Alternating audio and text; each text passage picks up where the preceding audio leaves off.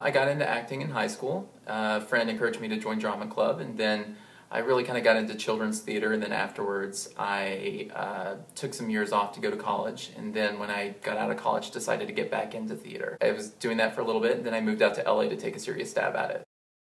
I was working for a museum at the time, and I had met Heather Henson back in 2008, and it's Jim Henson's daughter. And she had come around and said that she was working on a new show, and I said I might be interested in helping her out. And she called me the very next day, said that there was a role that she wanted me to do, so I just sort of fell into it. Ryan is a really fun character. You know, from episode 1, you see him going through a lot. He's in a relationship, and Cameron and Brad decide to move in with him, and then his world sort of flipped on its head. In some respects, Ryan's a very lonely person. He designs apps from home, so he doesn't really go outside a lot.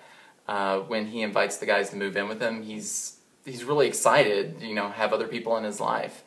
And he just has to find out who he is, because he thinks that he can't be honest with them.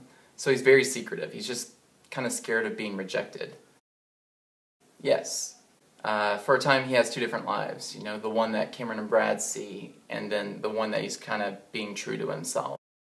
Yes and no. I'd say it's difficult because it really hit close to home, but in the other respect, it's kind of easy to sympathize with him and kind of know what he was going through. Growing up in Tennessee, I didn't know anyone else who was gay. I didn't have any role models or knew anyone that was on TV that I could sort of admire and live up to. It took me a long time to kind of be honest with myself and to come out to friends and family. When I first read the script, it was difficult to kind of describe it to anybody because there wasn't anything out there that I could compare it to. The story it's just got so many different layers to it. It's funny, but it's not a comedy. It's serious, but it's really not a soap opera either.